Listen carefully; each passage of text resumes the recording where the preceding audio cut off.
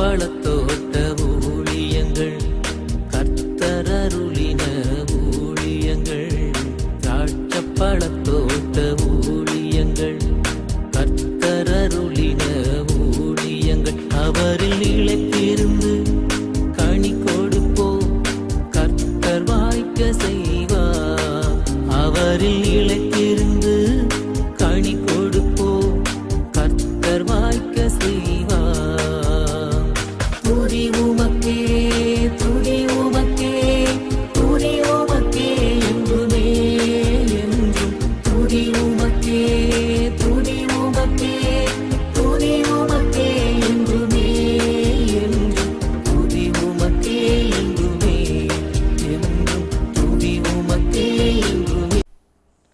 சிறியவனை பொழுதிலிருந்தும் எளியவனை குப்பையிலிருந்தும் எடுத்து உயர்த்தி ராஜாக்களோடும் பிரபுக்களோடும் வந்திருக்க செய்கிற அருமை ஆண்டவர் இயேசு கிறிஸ்துவின் இனிதான நாமத்தினாலே இந்த சத்தத்தை கேட்கின்ற அனைத்து தேவனுடைய பிள்ளைகளுக்கும் என்னுடைய அன்பான வாழ்த்துதல்கள். நீங்கள் கோடா கோடியை பெருகுவீர்களாக, உங்களுடைய பிள்ளைகள் கோடா கோடியை பெருகுவார்களாக என்று வாழ்த்துகின்றேன், ஆசீர்வதிக்கின்றேன். பிரியத்துக்குரியவர்களே, நம்முடைய அடைக்கலான்குரிய முதியோர் இல்லத்திற்காக ஜெபியுங்கள். நாள்தோறும் நம்முடைய ஊழியத்தில் வந்து அநேகர் அடைக்கலம் புகுந்தார்கள். இந்த அடைக்கலான்குரிய முதியோர் இல்லத்தில் இன்றைக்கு கூட ஒரு நபர்கள் புதிதாக வந்து ஒரு சகோதரி அவர்கள் சேர்ந்திருக்கிறாங்க. இந்த புதிய மாதத்தில் 4 பேர் புதிதாக சேர்றாங்க, அதாவது வருகிற ஏப்ரல் மாதத்தில். அதனால் இன்னும் நிறைய இடங்கள் காலியாக இருக்கின்றபடியினாலே எத்தனை பேர் வேண்டுமென்றாலும் வந்து இதில் தங்கலாம் என்கிற நல்ல செய்தியை உங்களுக்கு நான் அறிவிக்கும்படியாக விரும்புகிறேன். பிரியத்துக்குரியவர்களே, அது மாத்திரமல்ல, அந்த முதியோர் இல்லத்தில் தினந்தோறும் நாம் ஜெபங்களை நடத்தி வருகிறோம். நல்ல அனுபவம் மிக்க ஊழியக்காரங்க, ரெவரன்ஸ், அவங்க தான் வந்து அவங்கள ஜெபத்தில் நடத்துகிறாங்க. அது மாத்திரமல்ல, 3 வேளையும் அவர்களுக்கு விதவிதமான உணவுகள் பரிமாறப்பட்டு வருகின்றன. இந்த சந்தர்ப்பத்தை நீங்கள் பயன்படுத்தி கொள்ள வேண்டும் என்று சொல்லி உங்களை அன்போடு கூட நான் அழைக்கின்றேன். அது மாத்திரமல்ல, பக்கத்தில் இருக்கிற 3 ஏக்கர் நிலப்பரப்பில் நாம் கர்த்தருக்கு சித்தமானபடி நம்முடைய நீண்டகால தரிசனமாகிய அநாதை பிள்ளைகளுக்கான இல்லத்தையும் அவர்கள் படிப்பிற்கான குட்டி ஸ்கூலையும் கட்ட இருக்கிறோம். கொஞ்ச நாட்களே இருக்கிறது. ஏராளமான பணம் நமக்கு தேவையாக இருக்கிறது. கர்த்தரால் ஏவப்பட்டவர்கள், முக்கியமாய் நம்முடைய நிகழ்ச்சிகளை நாள்தோறும் பார்த்து ஆசீர்வதிக்கப்பட்டவர்கள், உங்கள் கைகளை நீங்கள் நீட்டும்படியாக உங்களை அன்போடு கேட்டுக்கொள்கிறோம். கொடுப்பதற்கு விருப்பமில்லை என்றால், அப்படியற்ற சூழ்நிலைகள் இல்லை என்றால் நீங்கள் இதற்காக ஜெபியுங்கள், அதுவே போதுமானது. கர்த்தர் உங்களை ஆசீர்வதிப்பாராக. பாருங்கள், இதில் நம்ம வாசிக்கிற ஒரு வசனத்தை பாருங்கள். நீதிமொழிகள் 18ஆம் அதிகாரம் 24வது வசனம். நீதிமொழிகள் 18:24. சிநேகிதர் உள்ளவன் சிநேகம் பாராட்ட வேண்டும், சகோதரனிலும் அதிகம் சொந்தமாய் சிநேகிப்பவனும் உண்டு. ஃப்ரெண்ட்ஷிப் பற்றி இந்த இடத்துல ஒரு அருமையான ஒரு டெஃபினேஷனை இங்கே கொடுத்துருப்பதை பார்க்கிறோம். ஃப்ரெண்ட்ஸ் இருந்தாங்கன்னா அவங்கக்கிட்ட நம்ம நல்லா ஃப்ரெண்ட்லியாக இருக்கணும், அவங்கள்ட்ட ரொம்ப பாசமாக இருக்கணும் அப்படின்னு சொல்லிட்டு இங்கே ஆசிரியர் அழகாக சொல்லுகின்றார். என்றைக்கு நம்ம ஸ்கூலுக்கு படிக்க போகிறோமோ, காலேஜுக்கு படிக்க போகிறோமோ, அப்போ நிறைய ஃப்ரெண்ட்ஸ் நமக்கு கிடைக்கிறாங்க. கிளாஸ்மேட்ஸில் தொடர்கிற அந்த பந்தம், ஸ்கூலில் சேர்ந்து படிக்கும் பொழுது தொடர்கிற அந்த பந்தம், காலேஜில் படிக்கும்போது பக்கத்தில் இருக்கிறவங்க பந்தம், வாழ்க்கையில் கடைசி மட்டும் கூட வருவதை நாம் காண்கின்றோம். நல்ல நல்ல நண்பர்கள் நம்முடைய வாழ்க்கையில் வருகின்ற பொழுது அவர்கள் நம்முடைய இன்ப துன்பங்களிலே பங்கேற்கின்றார்கள். நமக்கு ஒரு பிரச்சனைனா வந்து நிற்கிறாங்க. நம்ம மனதில் உள்ளவைகளை அவர்கிட்ட ஷேர் பண்ணும்போது சந்தோஷமாக இருக்கிறது. நம்மளை தட்டி கொடுக்குறாங்க. நாம் வெற்றி பெறும் பொழுது அவர்கள் சிரிக்கின்றார்கள். நம்ம தோல்வி வரும் பொழுது நமக்காக வருத்தப்படுறாங்க. என்னுடைய வாழ்க்கை பிரயாணத்திலும் கூட எத்தனையோ நண்பர்களை எல்லாம் நான் கண்டிருக்கின்றேன். இதில் வந்து நாம் கண்டுகொள்ள வேண்டிய விஷயம் என்னவென்றால், நிறைய பேருக்கு ஃப்ரெண்ட்ஸ் என்றாலே வேண்டாம் அப்படிங்கிற மாதிரி ஒரு மனநிலைமை, தவறான மனநிலைமை இருப்பதை காண்கிறோம். எனக்கு ஒரு சகோதரனை தெரியும், அவர் யார்ட்டையும் பழகவே மாட்டார், தெருவுலையும் யார்ட்டையும் பழக மாட்டார், பக்கத்து வீட்லேயும் யார்ட்டையும் பழக மாட்டார். சரி, பக்கத்து வீட்டுக்காரங்க மேலே தான் அவருக்கு ஏதோ கோபம் பொழுக்கு அப்படின்னு சொல்லிட்டு பார்த்தா அவருக்கு கிளாஸ்மேட்ஸு இல்லைன்னா காலேஜ் மேட்ஸ் அப்படியும் ஃப்ரெண்ட்ஸ் கிடையாது. சொந்த பந்தங்கள்லேயும் ஃப்ரெண்ட்ஸ் கிடையாது. யார்ட்டையுமே பழகிறது கிடையாது. யாரை பார்த்தாலும் முந்தி திருப்பி கொள்வார். யார் வீட்டுக்கு தெரியும் தான் யாருன்னு சொல்லி நாய் மாதிரி குலைப்பார். யார்கிட்டையும் பழக வேண்டாம், ஏன்னா இந்த உலகத்தில் யாருமே எனக்கு தேவையில்லை என்கிற ஒரு நிலைமையில் அவர் வாழ்கிறார்.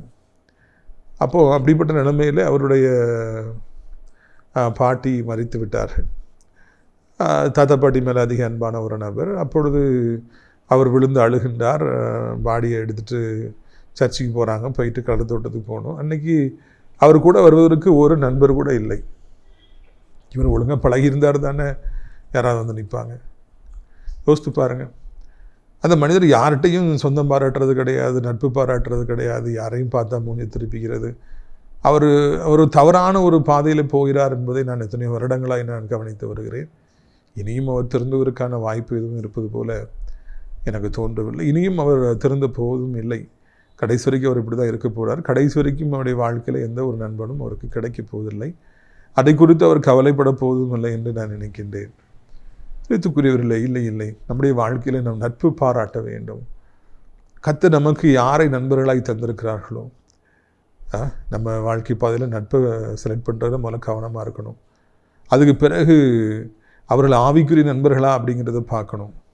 சர்ச்சுக்கு சேர்ந்து போகிறது, ஊழியத்துக்கு சேர்ந்து போகிறது, நம்ம ஊழியம் செய்யும்போது நம்மளை சப்போர்ட் பண்ணுறது, அப்படிப்பட்ட நண்பர்களை நம்ம தேர்வு செய்யணும். முக்கியமாக காலேஜ் படிக்கும்போது, ஸ்கூல் படிக்கும்போதெல்லாம் அந்த மாதிரி ஜெபிக்கிற நண்பர்கள் நமக்கு கிடைப்பாங்கன்னா ரொம்ப கொடுத்து வச்சுருக்கணும். நான் 11th படிக்கும்போது நினைக்கிறேன், என்னுடைய ஆவிக்குரிய தகப்பன் அவங்க கூட படித்த ஒரு 5-6 பேர்லாம் போய் ஒரு கேம்ப் போயிட்டு அவங்க ரசிக்கப்பட்டு வந்தாங்க. அப்போ சேப்பல் வச்சு எல்லோரும் முட்டைக்கால் போட்டு அருமையாக ஜெபம் பண்ணாங்க. நான் போய் முதல்ல முட்டைக்கால் போட்டேன். எனக்கு ரொம்ப சந்தோஷமாக இருந்தது. எனக்கு அதில் ஏற்பட்ட மகிழ்ச்சி கொஞ்சம் நெஞ்சம் கிடையாது. சேர்ந்து நண்பரெல்லாம் சேர்ந்து ஜெபிப்பது, ஆலயத்துக்கு செல்வது, நம்ம பைபிள் உள்ள வசனங்களை தியானிப்பது எவ்வளோ சந்தோஷமாக இருந்தது. சகோதரர் ஒருமித்து வாசம் பண்ணுவது எத்தனை இன்பமும் எத்தனை ஏற்றதுமாக இருக்கிறது. நம்ம வாழ்க்கையில் நண்பர்களை கிறிஸ்துவுக்குள்ளாக நடத்த வேண்டும்.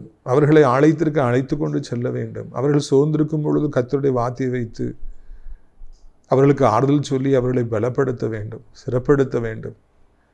என் நண்பன் தான் என்னை கிறிஸ்துவுக்குள் நடத்தினான் எனப்பட்ட மாபெரும் பாக்கியம் நமக்கு கிடைக்க வேண்டும். எத்தனையோ நண்பர்கள் கிறிஸ்துவை குறித்து சொல்லி தற்கொலை செய்து கொள்ள போன எத்தனையோ பேரை ரட்சித்திருப்பதை நாம் சாட்சியாக கேள்விப்படுகின்றோம். எனவே கல்லூரியில் கிடைக்கிற நண்பர்கள், ஸ்கூலில் கிடைக்கிற நண்பர்கள், ஏராளமான நண்பர்கள் உண்டு. அவர்களிடத்தில் அன்பாக இருக்க வேண்டும். முடிந்தால் அவர்களுக்கு கிறிஸ்துவை குறித்து சொல்ல வேண்டும். அவர்கள் தவறான பாதையில் செல்லுகிற பொழுது நீ செய்வது தவறு என்று சொல்ல வேண்டும். அதை சுட்டித்து காண்பிக்க வேண்டும். இப்படி செய்தால் உனக்கு ஆபத்து, உனக்கு சாபங்கள் வரும் என்று சொல்ல வேண்டும். அவர்கள் நல்ல காரியங்களை செய்யும் பொழுது நாம் அவர்களை அப்ரிஷியேட் பண்ண வேண்டும். அவர்கள் தட்டி கொடுக்க வேண்டும். அவர் ஊழியம் செய்யும் பொழுது அவர்களை ஊக்குவிக்க வேண்டும். அவர்கள் பிஸ்னஸ் பண்ணும்போது அவர்களை பிஸ்னஸை குறித்து நிறைய பேர்ட்ட சொல்லணும். எல்லாத்துக்கும் மேலே நண்பர்கள்லாம் முதுகுக்கு பின்னால் அவர்களை குறித்து உயர்வாக சொல்ல வேண்டும். அவர்களை குறித்து கேவலமாக பேசக்கூடாது. அநேகரை என்னுடைய வாழ்க்கையில் நான் சந்திக்கிற பொழுது அவர்கள் நட்பாக இருக்கிறவர்களை குறித்து யார்கிட்ட ஃப்ரெண்டாக இருக்காங்களோ அவங்கள குறித்து நம்மகிட்ட கேவலமாக பேசுவாங்க. அவங்க கூடயே இருப்பாங்க, அவங்க கூடயே போவாங்க. ஆனால் அவங்கள குறித்து அவங்க கேவலமாக பேசுவாங்க. அது ஒரு ஓநாய் கூட்டம் என்பதை நீங்கள் மறந்து விடாதிருங்கள். அவங்க கூடயே இருந்து அவங்க கூடயே ட்ராவல் பண்ணி சாப்பிட்டுட்டு கூட அவங்களை குறித்து கேவலமாக சொல்கிறது ஒரு ஓநாய் கூட்டம். ரொம்ப டேஞ்சரஸ். யாருன்னா அவங்க ஆபத்தானவர்கள். அவங்ககிட்ட எவ்வளோ நன்மையும் பெற்றுட்டு அவங்களே கேவலமாக பேசுகிறவங்க நம்மளை பற்றி போய் கேவலமாக பேசுகிறதுக்கு எவ்வளோ நேரம் ஆகும்? அவங்ககிட்ட பேசுகிறவங்க அவங்க மோசம் இவங்க மோசம்னு சொல்லுவாங்கன்னா ரொம்ப கவனமாக இருங்க. ஏன்னா அவங்க மோசம் இவங்க மோசம்னு சொல்கிறவங்க நீங்கள் மோசம் உங்களை மோசம்னு சொல்கிறதுக்கு எவ்வளோ நேரம் ஆகும்? உங்களை குறித்து அவர்கள் மோசம் என்று தான் வெளியே போய் சொல்வார்கள். அதனால் நட்பில் கெட்ட நட்பு தீய நட்புலாம் இருக்குது. நம்ம எல்லாம் ஒதுக்கி வைத்து விட்டு நல்ல நண்பர்களை கண்டுபிடிக்க வேண்டும். அந்த நண்பரிடத்தில் ஆவிக்குரிய முறையில் நாம் பலவருக்கு பிரயாசப்பட வேண்டும். ரீசெண்டாக அவர் ரிட்டையர்ட் ஆனார். தேடும்போது அவர் சொல்கிறார், நான் ஒரு ஊழியத்தில் இருந்தேன். என்னுடைய காலம் முழுக்க எனக்கு ஆவிக்குரிய நண்பர்கள் தான் இருந்தார்கள், உலகப்புறமான நண்பர்கள் கிடையவே கிடையாது அப்படின்னு சொல்லிட்டு அவங்க சொன்னாங்க. என்னுடைய வாழ்க்கையிலும் ஆவிக்குரிய மனிதர்கள் யாரோ அவர்கள் தான் எனக்கு நட்பாக இருக்கிறார்கள். இல்லை அதில் அருமையாக இதில் போட்டிருப்பார், சகோதரனும் அதிக சொந்தமாய் சிநேகிப்பவனும் உண்டு. உடன் பிறந்த சகோதரனை விட நம்மை அதிகமாக நேசிப்பவர்களை கர்த்தர் நமக்கு தருகின்றார். தாவீதிற்கு ஆண்டவர் கொடுத்த மிகப்பெரிய ஆசீர்வாதம் யோனத்தான் ராஜாவுடைய பிள்ளை. தாவீது ஆடு மேய்த்து கொண்டிருந்த ஒருவர் அங்கே வருகிறார். ஸ்டேட்டஸ்லாம் பார்த்தீங்கன்னா ரொம்ப டிஃப்ரென்ஸ் இருக்குது. ஆனால் அதெல்லாம் பார்க்காதபடிக்கு தன் ஆத்மாவை சிநேகிப்பது போல தாவீதை யோனத்தான் சிநேகித்தார் என்று நான் காண்கின்றோம். கூட பிறந்த அண்ணமாரெலாம் தாவீதை கேவலமாக பேசினாங்க. ஆனால் யோனத்தான் அவ்வளோ உயர்வாக பேசுகின்றார். அப்பா கிட்ட தாவீதுக்காக சண்டை போடுறாரு, தன்னுடைய பட்டயத்தை கொடுக்குறாரு, தன்னுடைய ட்ரெஸ்ஸு கொடுக்குறாரு, தட்டி கொடுக்குறார், நீ ஒரு நாள் ராஜாவை வருவா, என்னை 2வது இடத்துல வச்சுக்கின்னு அவர் சொல்கிறாரு. நமக்கு ரொம்ப அது பிரமிப்பாக இருக்கிற, சொந்த சகோதரரை விட தாவீதை யோனத்தான் அதிகமாக நேசித்தார். உங்களுக்கு வாழ்க்கையிலே மிகப்பெரிய ஆசீர்வாதத்தை ஆண்டவர் தருவார் என்றால் அது உங்கள் கூட பிறந்தவங்களை விட உங்களை அதிகமாக நேசிக்கிற நண்பர்கள். அதுதான் மிகப்பெரிய ஆசீர்வாதம். உண்மையான நண்பர்களை பெறுவதை விட இந்த உலகத்தில் வேறு என்ன ஆசீர்வாதம் இருக்க முடியும்? நம்மை உண்மையாய் நேசிப்பவர்கள் நம்முடைய வாழ்க்கையில் எல்லா காலகட்டத்திலும் கூட இருப்பார்கள். நம்ம உயர்ந்திருக்கும் பொழுது நம்ம கூட இருப்பாங்க, நம்ம தாழ்ந்திருக்கும் பொழுது நம்ம கூட இருப்பாங்க, நம்ம வியாதிப்பட்டிருக்கும் பொழுது நம்ம கூட இருப்பாங்க, நமக்கு ஒரு பிரச்சனைனா கூட இருப்பாங்க. நம்மளை விட்டு அவங்க போகவே மாட்டாங்க என்பதை நம்ம தெளிவாக தெரிந்து கொள்ள வேண்டும். என்னுடைய ஊழியத்தின் பாதையிலும் கூட இதே போல் என்னை அதிகமாக நேசிக்கிற சகோதரர்களும் அதிகமாக நேசிக்கிற எத்தனையோ பேர்களை ஆண்டவர் எனக்கு தந்திருக்கின்றார். அதற்காக நான் ஆண்டவரை சோத்தரிக்கின்றேன், துதிக்கின்றேன். பிரியத்துக்குரியவர்களே, நான் இந்த ஊழியத்தை செய்தபடியினால்தான், நான் கிறிஸ்துவுக்காக நின்றபடியினால்தான் இப்படிப்பட்ட சொந்தங்கள் எல்லாம் பந்தங்கள் எல்லாம் எனக்கு கிடைத்தன. இவ்வளவு நேசம் செய்கிறவர்களாக எனக்கு கிடைத்தார்கள் என்று என்னால் உறுதியாக சொல்ல முடியும். 19வது அதிகாரம் தொடர்ந்து இருக்கிறது. ஆத்துமா 2வது வசனம், ஆத்துமா அறிவில்லாமல் இருப்பது நல்லதல்ல, கால் துரிதமானவன் தப்பி நடக்கிறான். ஆத்துமா அறிவில்லாமல் இருப்பது நல்லதல்ல, கால் துரிதமானவன் தப்பி நடக்கின்றான். அநேக நேரங்களிலே நாம் இந்த உலகத்தில் அறிவில்லாமல் நாம் வாழ்கிறதுனால நிறைய பிரச்சனைகளில் சிக்கிக்கொள்கிறோம். அறிவின்மையால் என் ஜனங்கள் சங்காரமாகி போனார்கள் என்று ஆண்டவர் அடிக்கடி சொல்லுகிறார். அறிவின்மையால் நம்முடைய வாழ்க்கையில் நான் அநேக நேரங்களிலே அதில் நான் வாசிக்கிறோம், கெட்டு போகிறோம். ஆத்துமா அறிவில்லாமல் இருப்பது நல்லதல்ல. அறிவென்றால் என்ன? நாம் ஆண்டவரை தேடுவது தான் அறிவு. இயேசுதான் இரட்சகர் என்று அறிந்து கொள்வது தான் அறிவு. அந்த அறிவு நமக்குள்ளே வருகிற பொழுது நாம் தப்பி நடக்கின்றவர்களாக இருக்கின்றோம். ஆபத்திலிருந்து ஆண்டவர் நம்மை தப்புவிக்கின்றவராக இருக்கின்றார். கிறிஸ்து நம்முடைய வாழ்க்கைக்குள்ளே வருகிற பொழுது, நம்முடைய ஆத்மாவோடு அவர் இணைக்கப்படுகிற பொழுது நம்முடைய வாழ்க்கை அர்த்தமுள்ளதாக மாறுகின்றது. அதுவரைக்கும் என்னுடைய வாழ்க்கை ஒரு அர்த்தமில்லாத வாழ்க்கையாக இருந்தது. நான் எங்கே போகிறேன்னு தெரியாமல் என் வாழ்க்கையை ஓட்டினேன். எனக்கு என்னைக்கு கிறிஸ்துவை குறித்து என் ஆத்மா அறிந்து கொண்டதோ அன்றைக்கு அவர் எனக்கு துணைவராக மாறினார். அது வரைக்கும் ஹாஸ்டலில் நான் ஒரு தனிமையை உணர்ந்தேன். ஆனால் கிறிஸ்து என்னுடைய வாழ்க்கைக்குள்ளே வந்த பிறகு நான் முழங்கால் படியிட்டு ஜெபிக்க ஆரம்பித்தேன். அவரிடத்தில் என் நாட்டை நான் சொல்ல ஆரம்பித்தேன். மணிக்கணக்காக அவரோடு நான் பேச ஆரம்பித்தேன். பைபிளை வாசித்த பொழுது அவர் என்னோடு பேசினார். அவர் என்னை ஊழியக்காரனாக மாற்றினார். ஊழியம் என்றால் என்னவே தெரியாது. நான் அங்கே இருந்த வாலிபர்களுக்கு கிறிஸ்துவை குறித்து அறிவிக்கிற ஊழியக்காரராக நான் மாறினேன். திருக்கிறிஸ்தன வரத்தை ஆண்டவர் கொடுத்தார். சுகமாக்குற வரத்தை கொடுத்தார். பிசாசுகளை துரத்துகிற வல்லமை ஆண்டவர் கொடுத்தார். அப்படியே ஆரம்பித்த என்னுடைய ஆவிக்குரிய வாழ்க்கையில் கர்த்தர் எனக்கு தலைவராக இருந்து இந்த நாள் மட்டும் அவருடைய ஊழியத்தை செய்து அநேகருக்கு ஆசீர்வாதமாக என்னை மாற்றி அநேகரோடு அநேக குடும்பங்களோடு கூட என்னை இணைத்திருக்கிறார். கிறிஸ்துவை நான் என்றைக்கு அறிந்து கொண்டேனோ, என் ஆத்மா என்றைக்கு அறிந்து கொண்டதோ அன்றைக்கு என்னுடைய வாழ்க்கை அர்த்தமுள்ளதாக மாறியது. நிறைய பேருக்கு எல்லாம் இருக்கும், ஆனால் they will feel very lonely. ரொம்ப லோன்லியாக நான் ஃபீல் பண்ணுறேன். எனக்கு எல்லோரும் இருக்காங்க, ஆனால் மனசுக்குள்ளே ஒரு வெறுமை இருக்குதுன்னு சொல்லுவாங்க. எங்கெல்லாமோ போய் பார்க்குறேன், எதுவும் எனக்கு சந்தோஷத்தை கொண்டு வரலன்னு சொல்லுவாங்க. காரணம் என்ன? கிறிஸ்து உள்ள இல்லை. அந்த ஆத்மா கிறிஸ்துவை அறியவில்லை. உலகம் முழுவதும் ஒரு மனிதன் ஆதாயம் பண்ணினாலும் தன் ஆத்மாவை அவன் நஷ்டப்படுத்தினால் அவனுக்கு லாபம் என்ன? எவ்வளவு பணம் சேர்த்தாலும், எவ்வளவு இந்த உலகத்தில் சொத்துக்களை சேர்த்தாலும், எவ்வளவு உயர்வான பதவிகளை அடைந்தாலும் ஆத்மா கிறிஸ்துவை அறியாவிட்டால் அது ஒரு வெறுமையாகவே இருக்கும். ஒரு உண்மையான சந்தோஷம் இருக்காது. கால் துரிதமானவன் தப்பி நடக்கின்றான். நம்முடைய வாழ்க்கையில் நான் கிறிஸ்துவுக்காக வேகமாய் நடக்கிற கால்களை நாம் உடையவராக இருப்போம் என்றால் எல்லா பொல்லாத பாவங்களுக்கும், எல்லா பொல்லாத மனிதர்களுக்கும், எல்லா பொல்லாத காரியங்களுக்கும் நாம் நம்மை விலக்கி பாதுகாக்கின்றவர்களாக நாம் இருப்போம் என்பதை நாம் மறந்துவிடவே கூடாது. கிறிஸ்து நமக்குள்ள வந்துட்டார்னாலே நம்முடைய கால் வேகமாக நடக்கும். வாலிப வயதில் கால்கள் எங்கெல்லாமோ தவறான இடங்களுக்கு போகின்றன. ஆனால் பாருங்கள், கிறிஸ்து நமக்குள்ளே வந்து நம்ம கால்கள் வேகமாக போகும். எங்கே போகும்? ஊழியத்துக்கு போகும், சர்ச்சுக்கு போகும், எங்கே ஜெபம் பண்ணுறாங்களோ அங்கே போகும். எங்கே போகும்? கால் வேகமாக போகும். ஆபத்தில் இருக்கவங்களுக்கு உதவி செய்வதற்காக, ஆஸ்பத்திரி ஊழியத்திற்காக, இல்லைன்னா யார் வியாதிப்பட்டிருக்காங்களோ அவங்கள போய் பார்த்து ஜெபிக்கிறதுக்காக தான் நம்முடைய கால்கள் விரைவாக போகும். கொரோனா காலத்தில் மறக்கவே முடியாது. நாம் தொடர்ந்து ஊழியங்களை செய்து வந்தோம். கொரோனாவை நீக்குவதற்காக நாம் விசேஷத்து ஜெபங்களை ஏறெடுத்து வந்தோம். கொரோனாவை குறித்து சிறிதும் பயப்படாதபடிக்கு நாம் நம் நிகழ்ச்சிகளை தொடர்ந்து ஒளிபரப்பி கொண்டே இருந்தோம். அப்பொழுது கொரோனாவில் பாதிக்கப்பட்டு ஒரு சகோதரனுடைய தகப்பனார் இறந்து விட்டார். அவரை அழைத்து கொண்டு வந்து கொரோனாவின் மத்தியிலும் என் தகப்பனாரின் மரணத்திலும் கர்த்தர் நடத்தினார் என்று சொல்லி சாட்சி சொல்ல வைத்தோம். ஒரு சின்ன ரூம் ஏசி ஓடிட்டு இருக்கு, 5-6 பேர் உட்கார்ந்துருந்தோம். அவர்கிட்ட கொரோனா எனக்கு வந்து விட்டது. அந்த கொரோனாவை கொண்டு நான் வீட்டுக்கு போனப்போ என் வீட்டில் எல்லாருக்கும் வந்தது. இறுதியில் என் தாயாருக்கு வந்தது. அப்பொழுது அவருடைய 60% லங்ஸ் பாதிக்கப்பட்டு உயிருக்கு ஆபத்தான நிலைமையில் பல நாட்கள் ஆஸ்பத்திரியில் இருந்து பல லட்சங்களை இழந்து கர்த்தருடைய கிருபையினாலே நாங்கள் பாதுகாக்கப்பட்டோம்.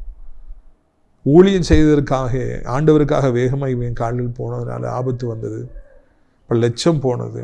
சாத்தான் இப்பவும் நீ ஊழியம் செய்வியான்னு கேட்டான். கண்டிப்பாக ஊழியம் செய்வேன் என்று சொன்னேன். பிரியத்துக்குரியவர்களே, ஆனாலும் கர்த்தர் தப்ப வைத்தார், உயிரை தப்ப வைத்தார். இன்னைக்கு அம்மாவை பத்திரமா அழைச்சிட்டு வந்துட்டோம். அந்த நாட்கள்லாம் மறக்கவே முடியாது. கர்த்தருடைய பணியை செய்வதனால சில நேரங்களில் ஆபத்து வந்தால் கூட கர்த்தர் நம்மை பாதுகாக்கின்றவராக இருக்கிறார் என்பதுதான் இதில் கவனிக்க வேண்டிய ஒரு செய்தி. ஊழியம் செய்கிறவங்களை ஆண்டவர் வெட்கப்படவே விட மாட்டார், கைவிடவே மாட்டார் என்பது என்னுடைய வாழ்க்கையின் அனுபவத்தில் நான் உணர்ந்த அனுபவம்.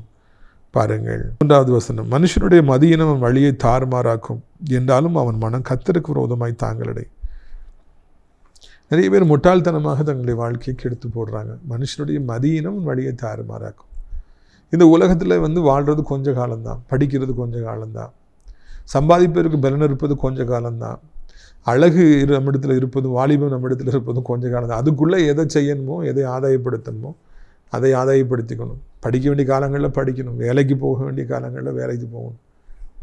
அதெல்லாம் செய்யாமல் இருந்துட்டு அநேகர் தங்களுடைய வாழ்க்கையை நாசப்படுத்திக்கிறாங்க. திருமணம் வரும்பொழுது தவறான நபரை அவசரப்பட்டு திருமணம் செய்து கொள்கிறாங்க, ஓடி போகிறாங்க, தாங்களே முடிவெடுக்கிறாங்க, கர்த்தரை கேட்காமலே முடிவெடுக்கிறாங்க. அதனால் அவங்களுடைய வாழ்க்கை தாறுமாறாகிறது. மனுஷனுடைய மதியினம், முட்டாள்தனம் அப்படி வழிகளை தாறுமாறாக்கிறது, வாழ்க்கையை தாறுமாறாக்கிறது. நம்ம வருஷத்துக்கு முன்னால் எனக்கு ஒரு சகோதரன் தெரியும், ஒரு கடை வைத்திருந்தார். அப்போது நம்ம ஊரில் கிரிக்கெட் பிரபலமாகிட்டு இருந்த காலம். கடையை போட்டு அப்படியே ஒரு கிரிக்கெட் விளையாட வந்துடுவார். பகல் நேரத்தில் நாங்கள் போய் விளையாடுவோம், லீவ் நாட்கள். அப்போவும் அவர் வந்துடுவார், கடையை போட்டு வந்துடுவார். பிஸ்னஸ் பண்ண வேண்டிய மனுஷன் கிரிக்கெட் விளையாண்டுக்கிட்டு இருப்பார். கடைசியில் கடையை இழுத்து மூட வேண்டிய ஒரு சூழ்நிலை வந்துருச்சு. கல்யாணம் கட்டியாச்சு, பிள்ளையை பெற்றாச்சு, பிள்ளைகளை வளர்க்க வேண்டிய காலம். இப்போ கிரிக்கெட்டு தேவைதானா? கிரிக்கெட்லையும் ஒரு நல்ல ஒரு பெரிய ஜாம்பவன்னா பரவாயில்ல, சுமாராக விளையாடுவார். ஆனால் அவருக்கு கிரிக்கெட்டுன்னு சொல்லி பிஸ்னஸை இழந்து போனார். நிறைய பேர் தங்களுடைய மதியினத்தினாலே எதுக்கு முக்கியத்துவம் கொடுக்கணுமோ அதுக்கு முக்கியத்துவம் கொடுக்காதனால, முக்கியத்துவம் கொடுக்கப்படக்கூடாத காரியங்களுக்கு முக்கியத்துவம் கொடுத்ததுனால நாசமாக போகிறாங்க. ஆனால் வசனம் என்ன சொல்லுதுன்னா, அவர்களுடைய மனம் கர்த்தருக்கு விரோதமாக தாங்கள் அடையும். ஆண்டவர் என்னை இப்படி ஆக்கிட்டார், என் வாழ்க்கை இப்படி ஆக்கிட்டார், ஆண்டவர் என் படிப்பை இப்படி ஆக்கிட்டார். கெட்ட நண்பர்களோடு சேர்ந்தால் படிப்பு நாசமாக போகும். ஆண்டவர் என் வாழ்க்கை நாசமாக்கிட்டார் அப்படின்னு சொல்லி கடைசியில் அவங்க சொல்லுவாங்க. மதியினம் அவர்களுடையது, முட்டாள்தனம் அவர்களுடையது, முடிவு தவறான முடிவு அவர்களுடையது, நாசமாக போயிட்டாங்க. கடைசியில் கர்த்தர் என்னை எப்படி பண்ணிட்டார், அப்படி பண்ணிட்டார் அப்படின்னு சொல்லுவாங்க. நண்பர்களே, வாழ்க்கையில் மதியினம் என்பது மாத்திரம் நமக்கு இருக்கவே கூடாது, முட்டாள்தனம் என்பது மாத்திரம் இருக்கவே கூடாது. எல்லாவற்றையும் சிந்தித்து பார்க்கிற ஒரு ஆற்றல் நமக்கு இருக்கணும். யார்கிட்ட பழகினா என்ன ஆகும், யாருக்கு முக்கியத்துவம் கொடுத்தா என்னவாகும், எது முக்கியம் இல்லை, நம்முடைய வாழ்க்கையில் எதை எப்போ செய்யணும் செய்யக்கூடாதுங்கிற அந்த அறிவு நமக்கு வேணும். முட்டாளாக நம்ம இருப்போம் அப்படின்னா வாழ்க்கை நரகமாகிவிடும், எல்லாம் தோல்வியாக மாறிவிடும். முக்கியமாக ஒருத்தர் எப்படிப்பட்டவர் என்பதை கணிப்பதில் நாம் துல்லியமாக இருக்கணும். இல்லைனா வாழ்க்கை முழுவதுமாக ஒன்றுமில்லாமல் ஆகிவிடும் என்பதை நான் உங்களுக்கு நினைவூட்டும்படியாக விரும்புகிறேன். பிரியத்துக்குரியவர்கள், இந்த அருமையான நாளிலும் கூட நீங்கள் மறந்துடாதீங்க, நம்ம எடுக்கிற முடிவுகள், ஒரு பக்கம் கர்த்தர் நம்மளை ஆசீர்வதிக்கிறார், இன்னொரு பக்கம் நம்ம எடுக்கிற முடிவுகள் தான் நம்முடைய வாழ்க்கை எப்படியாக ஆகப்போகிறது என்பதை தீர்மானிக்கிறது. யார் வேண்டும் என்று நாம் எடுக்கிற முடிவு, எது வேண்டும் நாம் என்று எடுக்கிற முடிவு தான் நம்முடைய எதிர்காலத்தை தீர்மானிக்க போகுது. பரபாஸ் தான் வேணும் அப்படின்னு முடிவெடுத்தாங்க, ஏசு எங்களுக்கு வேண்டாம். பரபாஸ் கொலைகாரன்னா அவனுடைய குற்றம், அந்த குற்றம் எங்கள் மேலே உலட்டும், என் பிள்ளைகள் மேலே உலட்டும்னு சொல்லி அவங்க தீர்மானம் எடுத்தாங்க. அதனால் யூதர்கள் உலகம் முழுக்க சீரடிக்கப்பட்டு போனாங்க, எத்தனையோ ஆயிரக்கணக்கான வருஷங்களாக. அவங்க எடுத்த முடிவு, இயேசு வேண்டாம், எங்களுக்கு பரபாஸ் தான் வேணும், இந்த கொலைகாரன் தான் வேணும், இந்த கொள்ளைக்காரன் தான் வேணும், இந்த கலகக்காரன் தான் வேணும், இந்த அயோக்கிய பையன் தான் எங்களுக்கு வேணும்னு சொன்னதுனால உலகம் முழுக்க சிறடிக்கப்பட்டு போனாங்க. நாமும் கூட இயேசுவை வேண்டும் என்று சொல்லுவோம், அவருக்கு முக்கியத்துவம் கொடுப்போம். அப்பொழுது நாம் மாபெரும் வெற்றியை அடைவோம். 11வது வசனம், நீதிமொழிகள் 19:11. மனுஷனுடைய விவேகம் அவன் கோபத்தை அடக்கும், குற்றத்தை மன்னிப்பது அவனுக்கு மகிமை. மனுஷனுடைய விவேகமும் கோபத்தை அடக்குமா? நமக்கு அறிவு இருப்பதற்கு சரியான அடையாளம் நம்ம கோபத்தை நாம் அடக்குவது. பிரியத்துக்குரியவர்களே, மறந்துடாதீங்க. நமக்கு விவேகம்னு ஒன்று இருந்துச்சுன்னா, அறிவுன்னு ஒன்று இருந்தால், கோபம் பொத்துக்கிட்டு வரும்போது நம்ம அமைதியாக இருப்போம், அதை அடக்குவோம். இந்த பக்குவம் தான் இந்த உலகம் முழுக்க உள்ளவர்களுக்கு தேவைப்படுகிறது. ஊழியக்காரர்களாக என்னை போன்றவர்களுக்கு அதிகமாக தேவைப்படுகிறது. தேவனுக்கு கற்றுக் கொடுத்த மிகப்பெரிய காரியமே கோபத்தை அடக்குவது தான். ஒரு நிமிஷம் கோபப்பட்டா இவ்வளோ நல்ல வெளியேறப்பட்ட நட்பை நாம் இழந்து போவோம் அல்லவா? ஒரு வார்த்தையை கோபப்பட்டு சொல்லிட்டோம்னா நட்பே உடஞ்சி போயிடும், உறவுகளே உடஞ்சி போயிடும், ஊழியமே உடஞ்சி போயிடும். கோபத்தை அடக்குவது மனிதனுக்கு மேன்மை. பிரியத்துக்குரியவர்களே, நம்ம கோபத்தை அடக்குவதற்காக நாம் பிரயாசப்படணும். கோபம் வந்துருச்சுன்னா ஒரு நேரம் அமைதியாக இருந்தாலே போதும். உடனே ரியாக்ட் பண்ணால் தான் தவறாக ரியாக்ட் பண்ணிடும். கோபம் வந்துருச்சுன்னா கொஞ்ச நேரம் நம்ம அமைதியாக இருக்கணும். அழகாக போட்டிருக்கு பாருங்க, குற்றத்தை மன்னிப்பது அவனுக்கு மகிமை. 2வதாக, பிறர் செய்கிற குற்றங்களை நம்ம மன்னிக்கணும். குற்றம் செய்யாதவர்கள் யாருங்க இருக்காங்க? தப்பு செய்யாதவங்க யாருங்க இருக்காங்க? மன்னிக்கணும், அது அவனுக்கு மகிமை. குற்றம் செய்பவருடைய குற்றத்தை நாம் மன்னித்து அவர்களை ஏற்றுக்கொள்வோம் என்று, அதுதான் நமக்கு மகிமையாக இருக்கும்.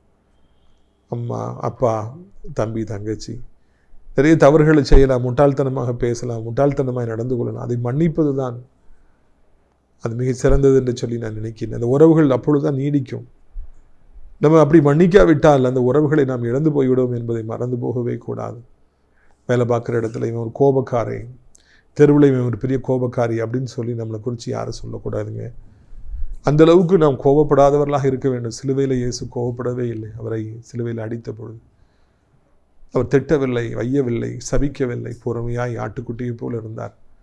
நம்முடைய ஆண்டவர் ஆட்டுக்குட்டியாக இருந்தார், தேவ ஆட்டுக்குட்டியாக இருந்தார். ஆட்டுக்குட்டி கோபமே படாது. தன்னை கொலை செய்பவர்களை கூட ஒன்றும் செய்யாது. அதே போல ஒரு சாதுவாக சாந்த குணமுடைய மோசையை போல நாம் ஆள வேண்டும். மோசே சாந்த குணமுள்ளவராக இருந்தார். அதனால தான் ஆரோனும் மிரியும் அவரை கேவலமாய் பேசிய பொழுது கூட மௌனம் காத்தார், கோவப்படவில்லை. பிரியத்துக்குரியவர்களே, இதுதான் நம்முடைய வாழ்க்கையிலே நமக்கு சிறப்பு என்பதை நாம் மறந்து போகவே கூடாது. இந்த நீதிமொழிகளுடைய தியானங்கள் உங்களுக்கு பிரியமாக இருக்கும் என்று நினைக்கின்றேன். இதை குறித்து அதிகமாக பேசியதில்லை, முதலாய் நான் பேசியிருக்கிறேன். உங்களுக்காக நான் ஜெபிக்கட்டுமா? கண்களை மூடுவீர்களா? அப்பா பிதாவே, இந்த நாளிலும் கூட நீதிமொழிகளை குறித்து தியானிக்க ஆண்டவரே எங்களுக்கு நீங்கள் உதவி செய்தீங்க.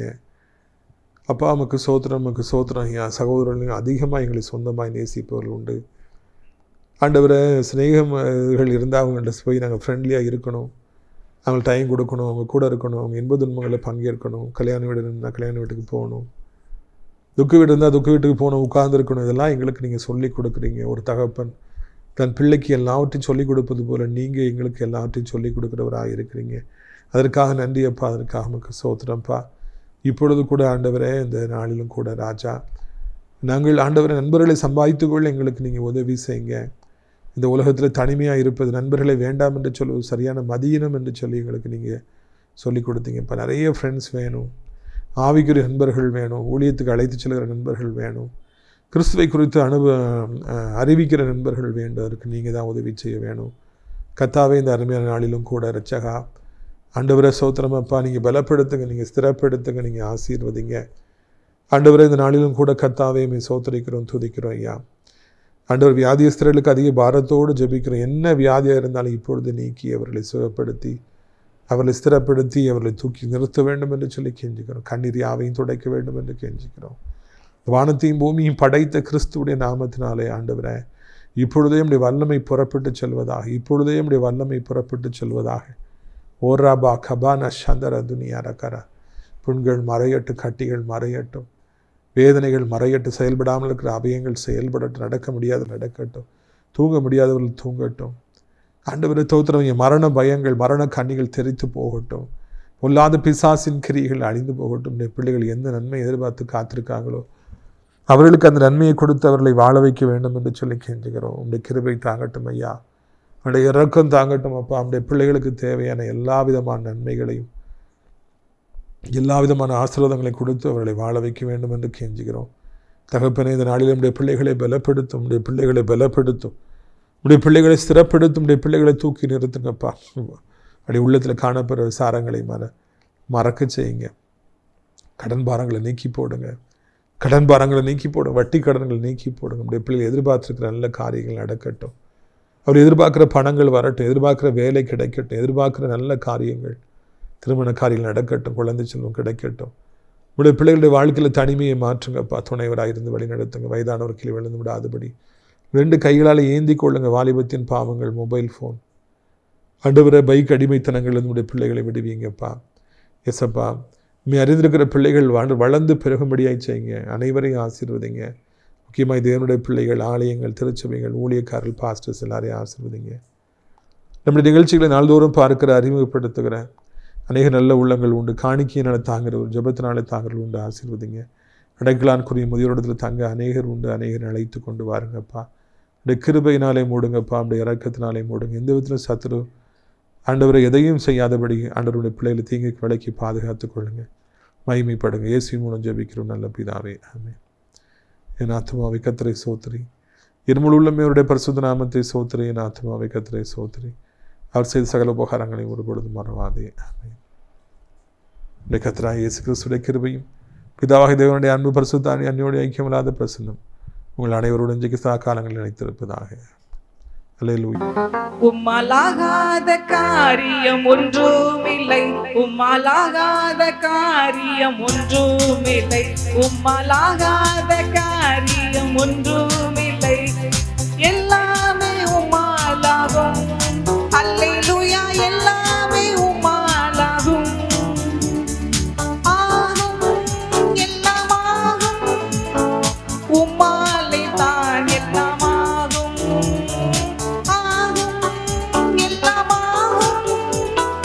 உம்மாலே தான் எல்லாமாகும். சொல்லி முடியாத அற்புதம் செய்பவர் நீரே ஐயா, நீரே.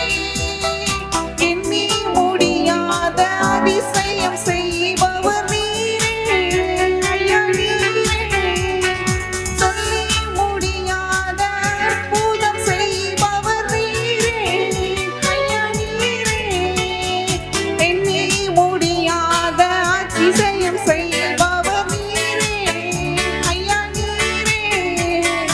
அப்பா உமக்கு ஸ்தோத்திரம், அன்பே உமக்கு ஸ்தோத்திரம். அப்பா உமக்கு ஸ்தோத்திரம், அன்பே உமக்கு ஸ்தோத்திரம். மாறாத காரியம் ஒன்றுமில்லை, உம்மாலாகாத காரியம் ஒன்றுமில்லை, உம்மாலாகாத காரியம் ஒன்றுமில்லை, எல்லாமே உம்மாலாகும். அல்லேலூயா. எல்லாமே உம்மாலாகும்.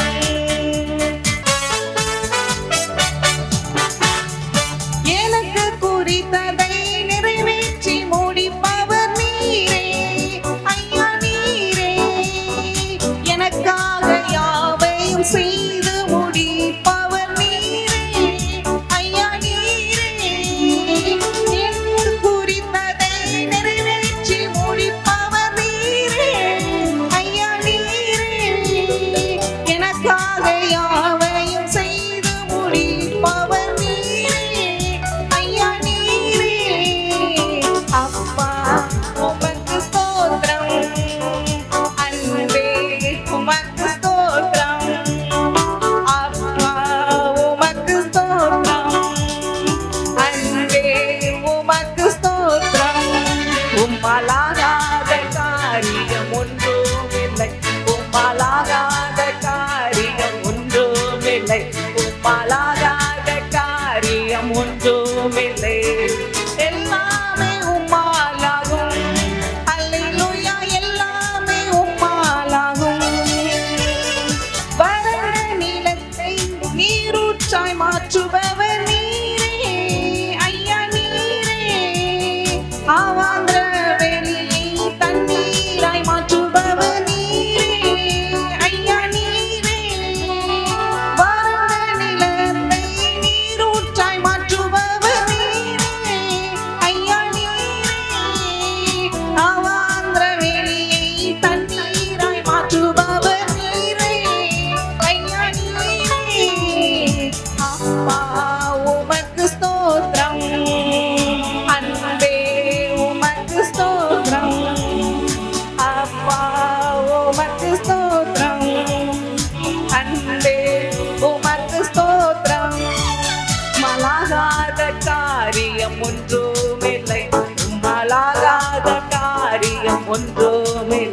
உம்மால்